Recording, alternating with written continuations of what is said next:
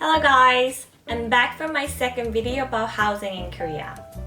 Today, I'm going to talk about how to find good accommodation and give you my top 6 tips to avoid some of the risks associated with renting a place to live. I'm going to be talking specifically about renting because that is what I have the most experience with, but a lot of the tips I'm going to give you will also apply if you're looking to buy a house. Okay, let's get started.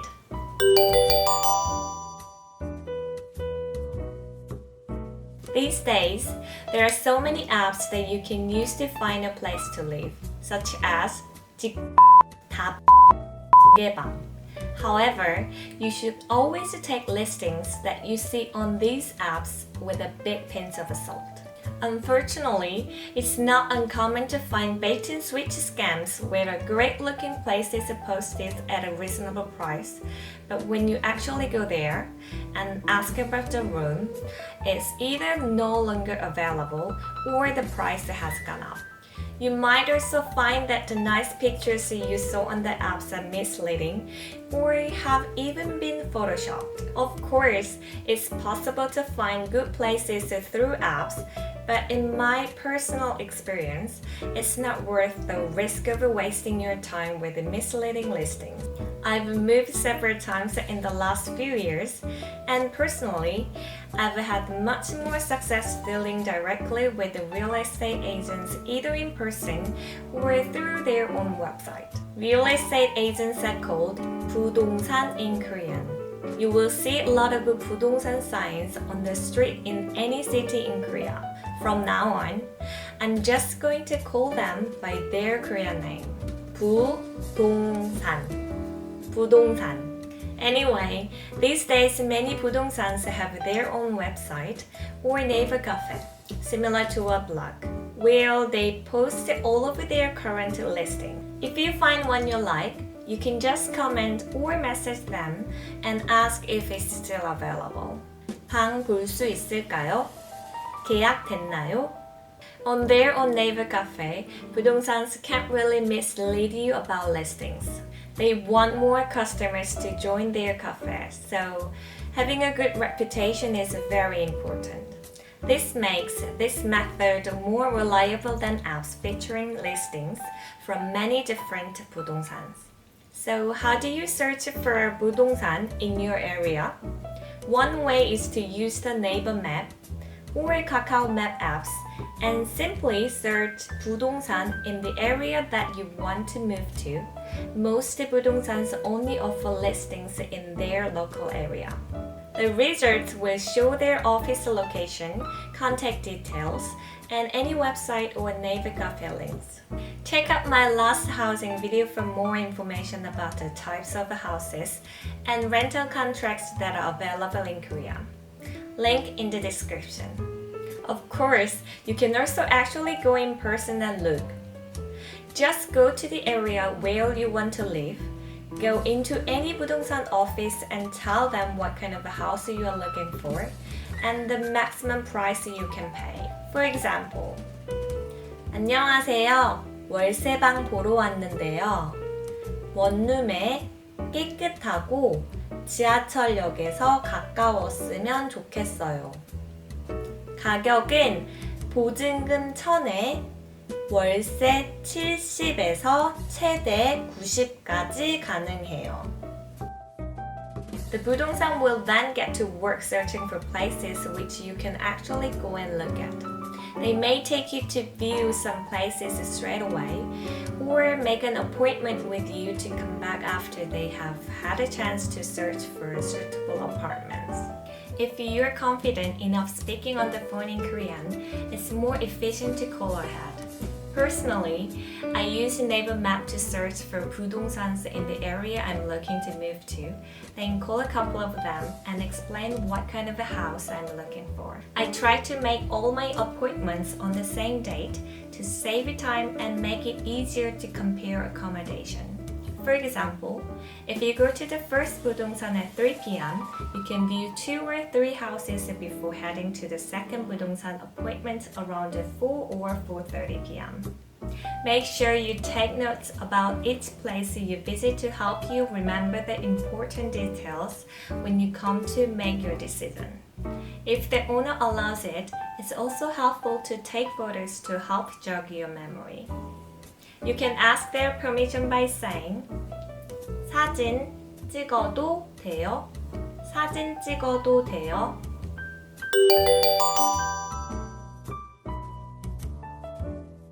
Sometimes the 부동산 will push you to put down some money as a deposit straight away. This is called a pre-contract deposit, 가계약.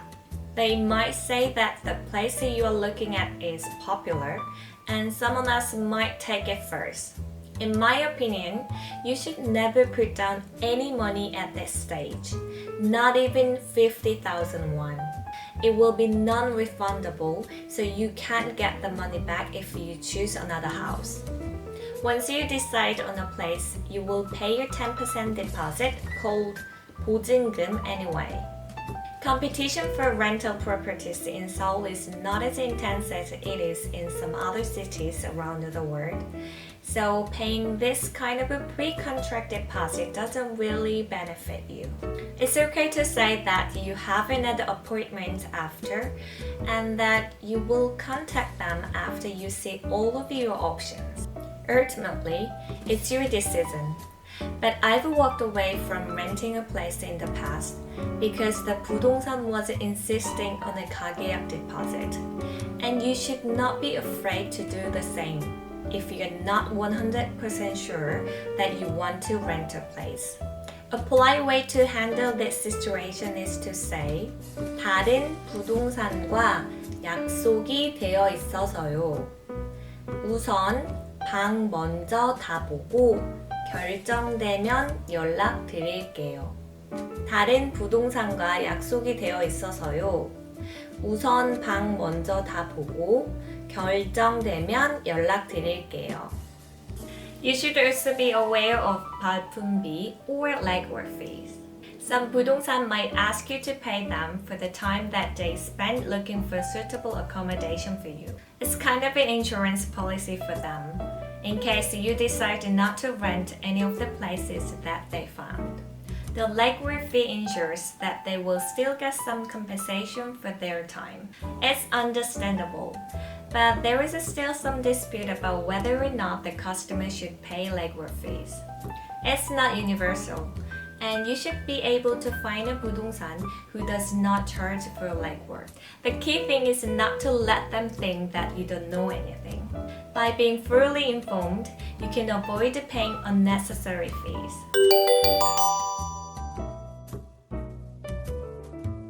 Almost all buildings in Korea charge tenants a management fee each month to cover things like repair and cleaning of public areas, elevator maintenance, and security guard salary. This fee varies depending on the type of building that you live in.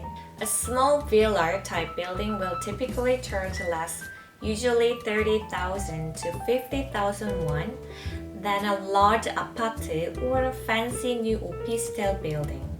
It's important to know how much 관리비 you will be paying because you need to factor it in when you calculate how much rent you can afford to pay. You don't want to get a shock at the end of your first month when you get the bill.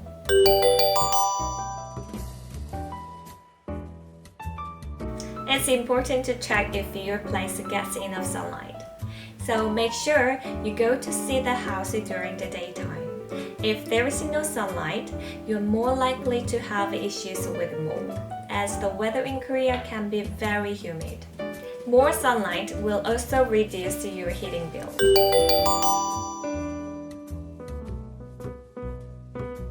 Flush the toilet, turn on the shower, and try all the taps to check the water pressure. You should also check under the sink as this is a common place for leaks. If there is a problem, you need to ask the owner to fix it before you move in. Turn on all the lights in each room and check the location of power outlets.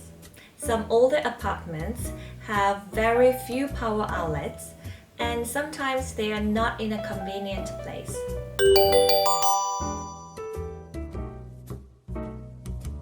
You need to check what furniture and appliances are included with your apartment. In Korean, we call the things which are provided option. If you're renting an opistel, it's likely that it will come with a washing machine, an AC, and possibly some furniture. This is less common for villas and apartments. In fact, some older places don't even have a stove. You have to bring your own.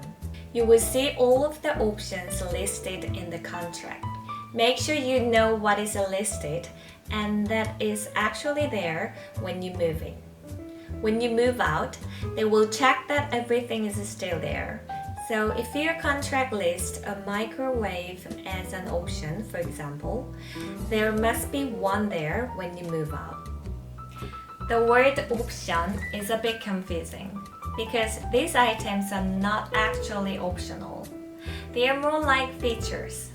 You might be able to negotiate to take out something you don't want or need if it's easy to remove, but this will not be possible for large appliances. Check all the options one more time before signing the contract. Your contract will also have a section called 특약사항 for special agreements between you and the owner. If while checking the house, you found any problems that the owner has agreed to fix, this can be noted as a 특약사항 in the contract.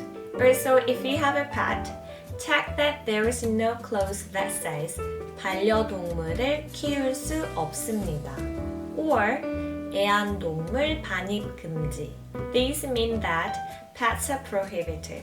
Some people just don't tell the owner that they have a pet, and even your 부동산 might recommend that you do this, but it's risky. If the owner finds out later, there might be a big problem. Some owners are willing to remove the no pets clause if you promise to repair any damage caused by your pet. I have a dog, and I've done this successfully several times. When they remove the no pets clause, make sure they draw 2 lines through the sentence and have the owner sign next to it. This means the owner saw it and agreed to delete it. That's all for this video. In my next video, I'm going to tell you some more important information about housing contracts in Korea and some essential steps that you must take as soon as you sign your contract. Make sure you don't miss it. See you soon!